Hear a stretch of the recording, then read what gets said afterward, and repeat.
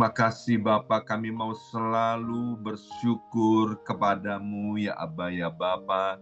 Karena bersyukur itu adalah salah satu tanda bahwa kami beriman bahwa Tuhan Allah sungguh Tuhan Allah yang ada, Tuhan Allah yang maha baik. Mari kita berdoa bersama-sama, ulangi seperti apa yang saya ucapkan. Bapa kami yang ada di dalam surga, dikuduskanlah namamu, datanglah kerajaanmu, jadilah kehendakmu di bumi ini seperti di dalam surga. Bapa yang baik, berikanlah kami pada hari ini rezeki yang menjadi bagian kami secukupnya, cukup untuk memberikan pinjaman kepada banyak bangsa, sedangkan kami sendiri tidak punya pinjaman. Cukup untuk menjadi saksi Tuhan, mulai dari Yerusalem, Yudea, Samaria, sampai ke ujung-ujung bumi. Cukup untuk menjadikan semua bangsa murid Kristus dan membaptis mereka dalam nama Yesus. Terima kasih Bapa untuk rezeki yang secukupnya, dan ampunilah dosa-dosa kami, ampunilah kesalahan kami, seperti kami pun mengampuni orang-orang yang bersalah kepada kami. Dan janganlah masukkan kami ini ke dalam pencobaan, tetapi bebaskanlah kami dari segala yang jahat, sebab Engkaulah yang empunya kerajaan, kuasa, dan kemuliaan sampai selama-lamanya. Dalam nama Tuhan Yesus, kami sudah berdoa. Haleluya, haleluya. Mari Bapak Ibu sekalian, sekarang kita bersama-sama akan menggemakan Mazmur 91 dengan suara yang keras, dengan suara yang lantang dari tempat kita masing-masing. Alkitab berkata, mati dan hidup dikuasai oleh lidah, siapa suka menggemakannya akan memakan buahnya. 2, 3. Mazmur 91. Orang yang duduk dalam lindungan yang maha tinggi dan bermalam dalam naungan yang maha kuasa akan berkata kepada Tuhan, tempat perlindunganku dan kubu pertahananku, Allahku yang kupercayai. Sungguh, Tuhanlah yang akan melepaskan aku dari jerat penangkap burung dan dari penyakit sampar yang busuk. Dengan kepaknya, Tuhan akan menundungi aku. Di bawah sayapnya aku akan berlindung. Kesetiaan Tuhan ialah perisai dan pagar tembok. Amin, amin, amin. Terjadi di dalam nama Tuhan Yesus. Aku tak usah takut terhadap kedahsyatan malam, terhadap panah yang terbang di waktu siang, terhadap penyakit sampar yang berjalan di dalam gelap, terhadap penyakit menular yang mengamuk di waktu petang. Walau 1.000 orang rebah di sisiku dan 10.000 di sebelah kananku, tetapi itu tidak akan menimpa aku. Aku hanya menontonnya dengan mataku sendiri dan melihat pembalasan terhadap orang-orang fasik. Sebab Tuhan ialah tempat perlindunganku, yang maha tinggi telah kubuat tempat perteduhanku. Amin, amin, amin. Terjadi di dalam nama Tuhan Yesus. Malapetaka tidak akan menimpa aku dan tulah tidak akan mendekat kepada kemahku. Sebab malaikat-malaikat Tuhan akan diperintahkan oleh Tuhan kepadaku untuk menjaga aku di segala jalanku. Para malaikat Tuhan akan menatang aku di atas tangannya, supaya kakiku jangan terantuk kepada batu. Singa dan ular tedung akan aku langkai. Aku akan menginjak anak singa dan ular naga. Amin, amin, amin. Terjadi di dalam nama Tuhan Yesus. Sungguh hatiku melekat kepada Tuhan, maka Tuhan akan meluputkan aku. Tuhan akan membentengi aku, sebab aku mengenal nama Tuhan. Bila aku berseru kepada Tuhan, Tuhan akan menjawab. Tuhan akan menyertai aku dalam kesesakan.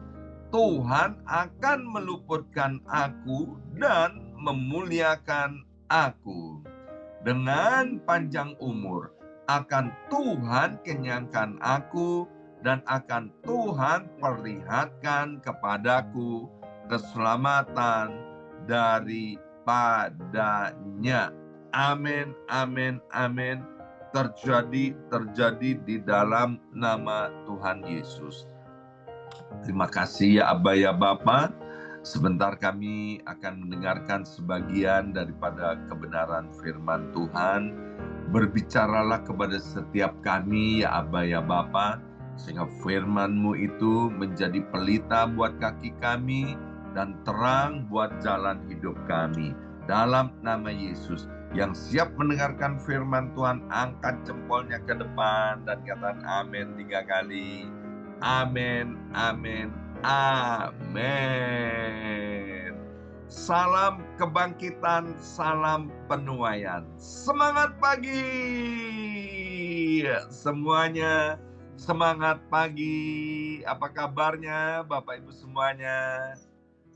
Ya, senang sekali hari ini Kamis 25 Januari 2024.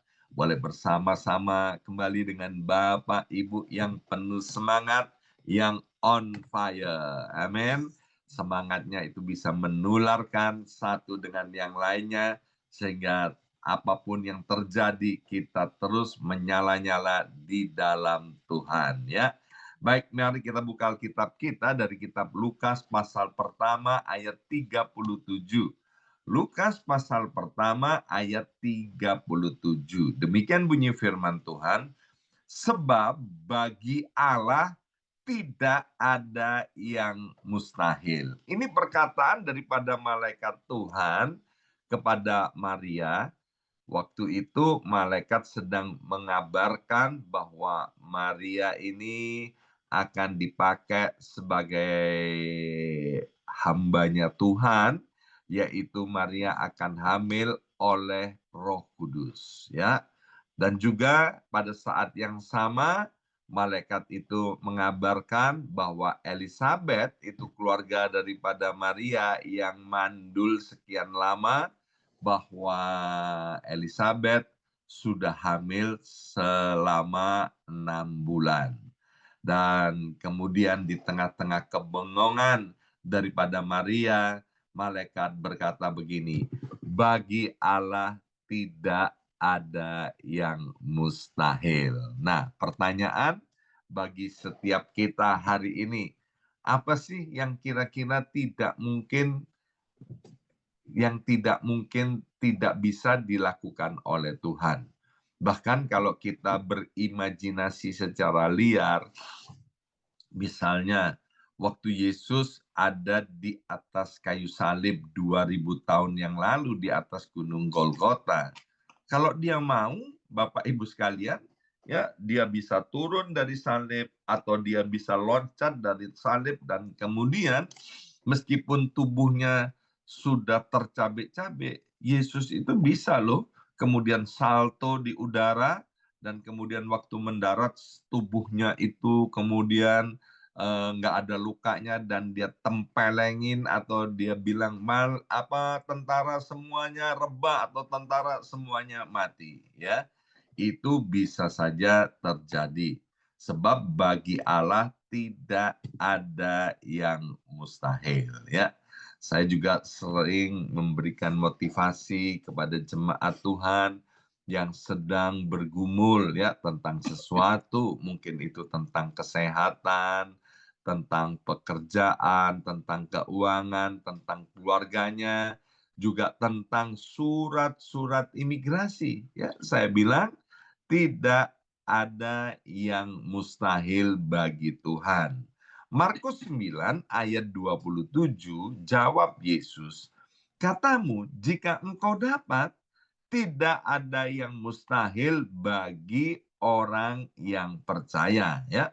Markus 9 ayat 23 ini settingnya adalah bagaimana ketika Yesus menyembuhkan seorang anak yang kerasukan roh jahat mulai masa kecilnya. Roh jahat itu kalau bekerja kepada anak ini, maka anak ini bisa terbanting-banting, Bapak Ibu sekalian ya.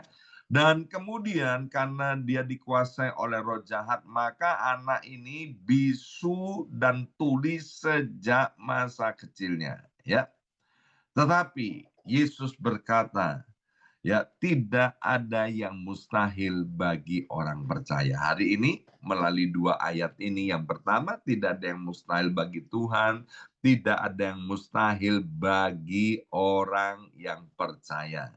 Dan saya sudah melihat Bapak Ibu sekalian dalam hidup saya, dalam pelayanan saya, misalnya ada orang yang sakit kanker stadium 4, Bapak Ibu sekalian, yang sudah ada hasil medisnya dan kemudian dikatakan oleh dokter untuk siap-siap bahwa waktunya tidak terlalu lama lagi. Ketika kami berdoa bersama-sama, maka orang yang sakit kanker itu pun mengalami mukjizat kesembuhan dan sembuhnya secara sempurna. Ayah mertua saya, dia koma selama 11 hari. Pembuluh darah di otaknya tersumbat dan kemudian dia nggak bisa ngapa-ngapain, tidak sadar. Tapi saya bersama istri dan keluarga besar merendahkan diri, berdoa di hadapan Tuhan, minta kemurahan Tuhan, dan kami memegang peristiwa daripada Raja Hizkia, di mana Raja Hizkia waktu itu sudah divonis untuk mati, tapi kemudian Tuhan beri perpanjangan umur 15 tahun. Kami tidak teliti membaca ayat itu. Kami bilang, Tuhan, kami minta kemurahan-Mu, tolong Bapa kami, tolong mertua kami ini. Tuhan beri kesempatan untuk hidup, sadarkan Tuhan. Luar biasa loh Bapak Ibu sekalian ya, tidak ada yang mustahil bagi Tuhan, tidak ada yang mustahil bagi orang percaya. Hari yang ke-11 bangkit Bapak Ibu sekalian, hidup ya kan, dan kemudian sehat.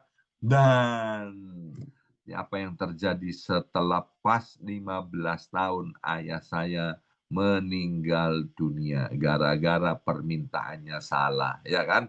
Jadi kami juga heran-heran, coba pada waktu itu minta Tuhan kasih perpanjang 40 tahun ya kan. Waktu itu Hizkia kan tidak minta sama Tuhan supaya diperpanjang 15 tahun. Itu kan kedaulatan Tuhan, ya kan?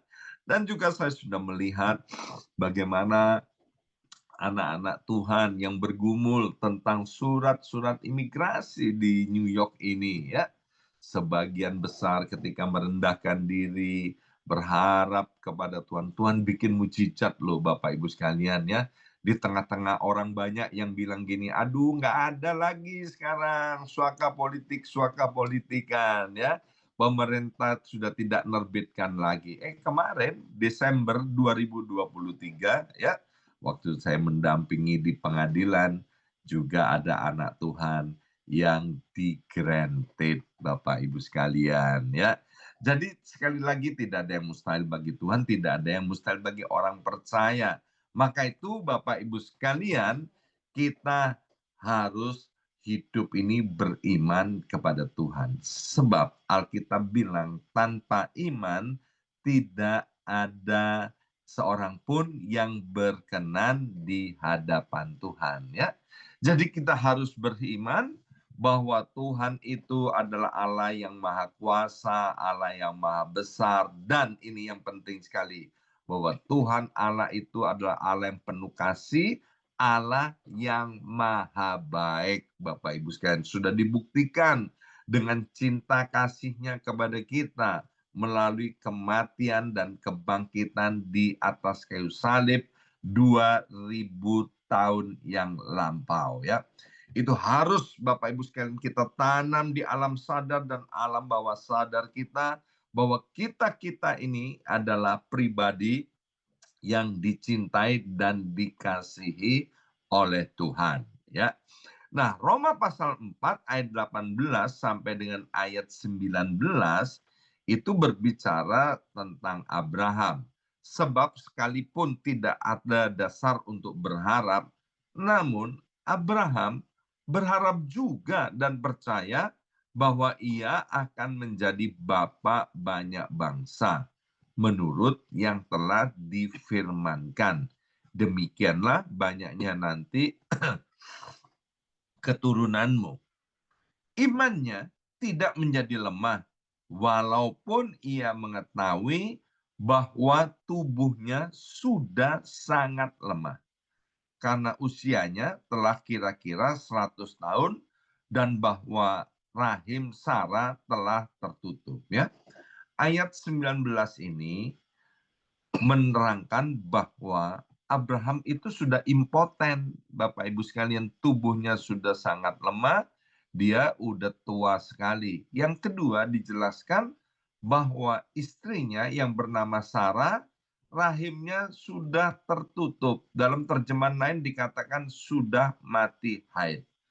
Coba bayangkan, dari seorang yang impoten, seorang yang mati haid, mana mungkin bisa melahirkan keturunan, ya, satu orang.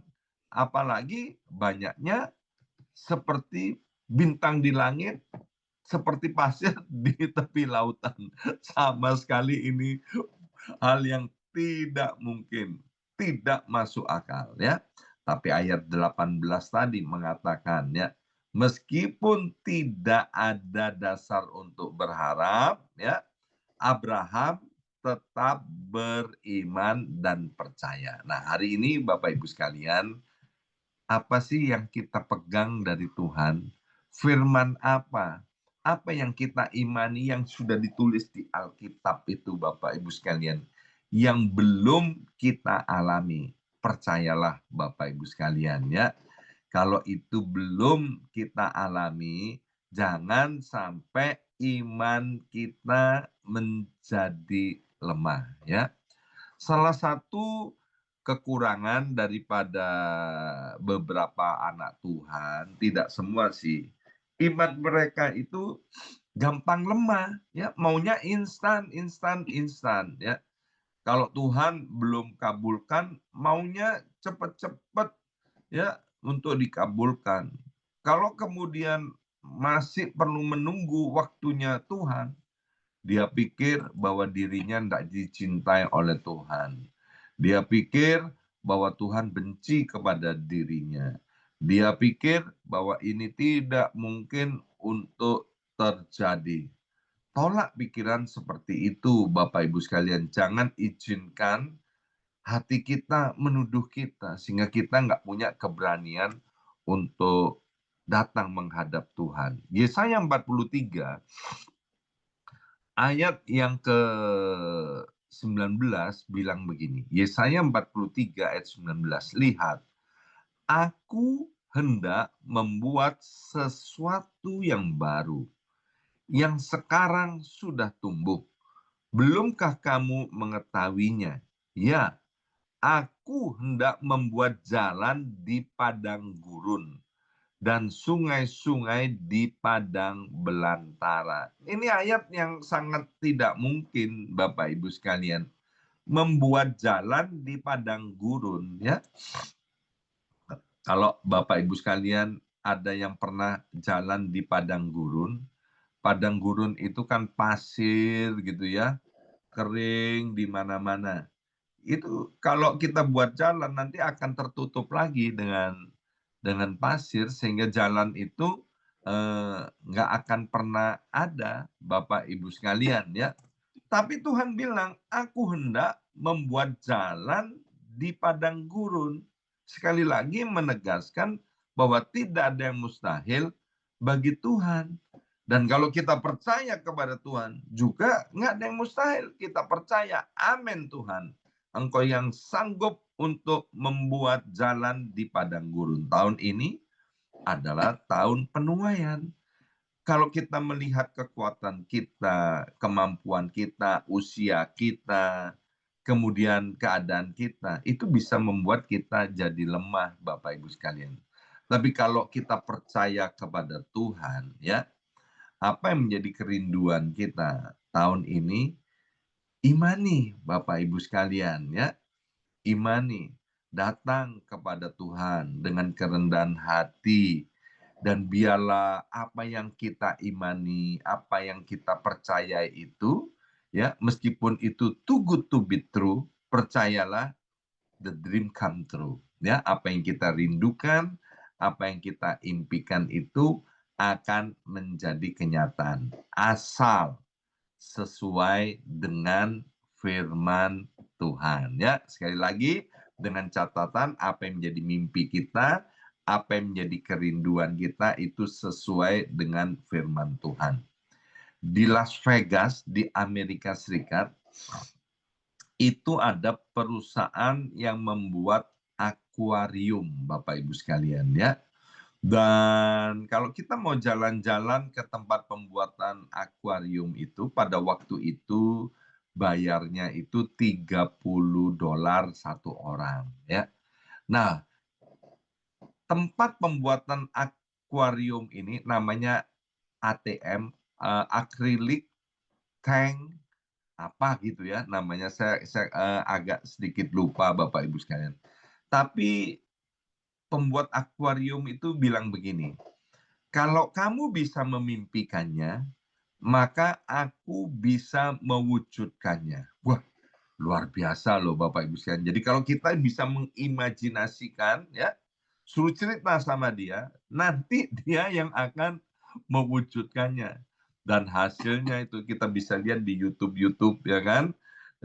Dia juga bikin itu di serial televisi yang ada di Amerika Serikat ini ya.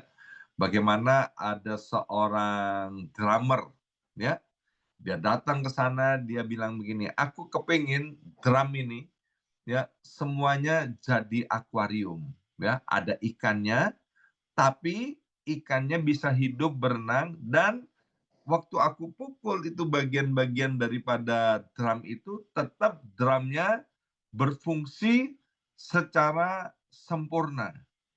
Bisa loh Bapak Ibu sekalian itu ya, akuarium itu bisa dibikin dan keren banget ya, orangnya sambil main drum, drumnya bunyi, di situ ada ikan-ikan di semua bagian itu. Belum lagi kemudian ada lagi orang yang pernah tinggal di London Bapak Ibu sekalian. Dia sekarang tinggal di Amerika, dia bilang gini, aku kepingin bikin akuarium yang nanti kira-kira menggambarkan bentuknya seperti ada di London. Kemudian dibuatlah akuarium Bapak Ibu sekalian, itu ada kotak teleponnya, kemudian ada apa itu, fire hydrant itu untuk pemadam kebakaran. Keren banget ya. Ini manusia loh Bapak Ibu sekalian. Kalau manusia itu bisa mewujudkan, manusia yang membuat akuarium itu bisa mewujudkan impian kita, lebih-lebih Tuhan. Bapak Ibu sekalian ya, dia memang mau Bapak Ibu sekalian hidup kita ini ya, di dunia ini kita juga bisa menikmati sebelum kita nanti waktunya setelah habis pulang ke rumah Bapa di sorga. Tuhan mau memberi kita hidup selagi di dunia ini, dan hidup itu di dalam segala kelimpahan ya. Nah, Tanda-tanda orang yang beriman kepada Tuhan, yang pertama tadi saya sudah sampaikan di pembukaan, yaitu bersyukur. Ya, bersama saya ucapkan bersyukur. 2, 3, bersyukur. Ya, tadi kan nyanyinya, pujian-pujiannya ya, sampai ini kan kami udah sering nyanyikan. Tapi hari ini Bu Yongki bilang gini, wah pujiannya mulai pertama sampai selesai itu tentang bersyukur, bersyukur. Padahal Bu Yongki juga nggak tahu apa yang akan saya sampaikan ya. Dalam kisah Rasul 16 ayat 25, kisah Rasul 16 ayat 25. Tetapi kira-kira tengah malam, Paulus dan Silas berdoa dan menyanyikan puji-pujian kepada Allah, dan orang-orang hukuman lain mendengarkan mereka.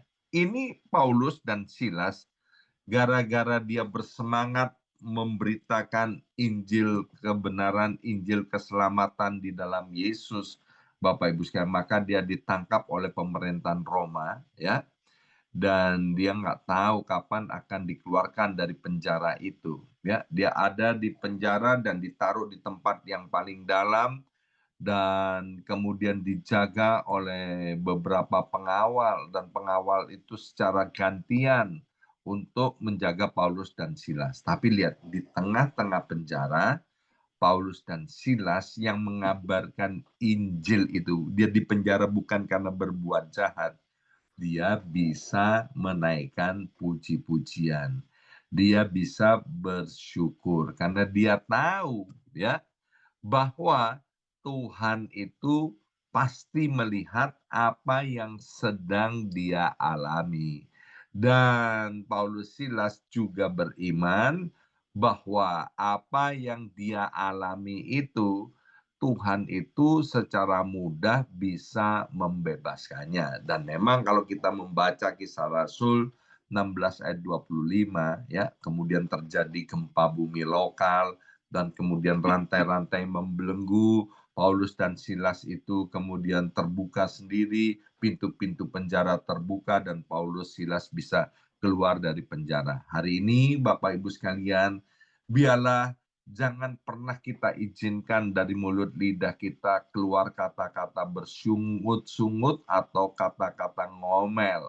Biar dari mulut lidah kita, ya kalau kita nggak bisa bersyukur, naikkan puji-pujian, puji-pujian yang meninggikan Tuhan, puji-pujian syukur, kan banyak Bapak Ibu sekalian ya.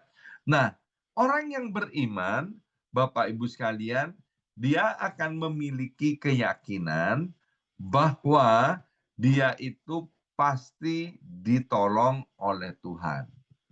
Dan orang yang punya iman ini, dia tahu waktu Tuhan itu adalah waktu yang terbaik. Ya. Waktu kita sering terlalu cepat atau terlalu lambat waktu kita. Tapi waktu Tuhan tidak pernah terlalu cepat, waktu Tuhan tidak pernah terlalu lambat. Waktu Tuhan itu selalu tepat, ya. Kapan kita akan mengalami pertolongan Tuhan? Tuhan tahu itu waktu yang terbaik, ya.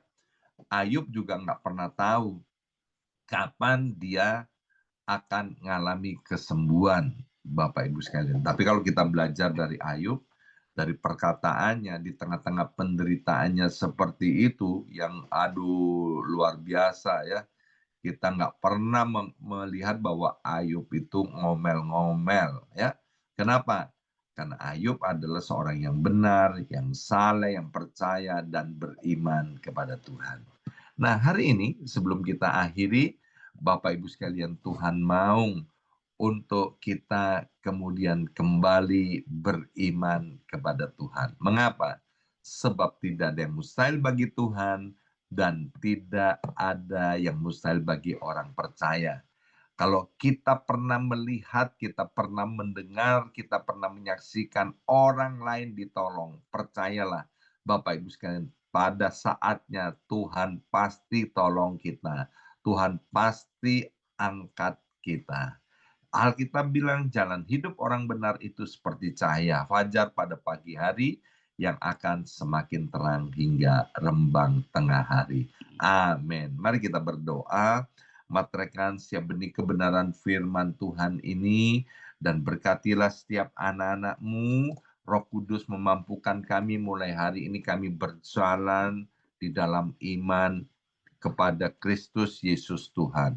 Sebab kami tahu tidak ada yang mustahil bagi Tuhan, tidak ada yang mustahil bagi orang percaya.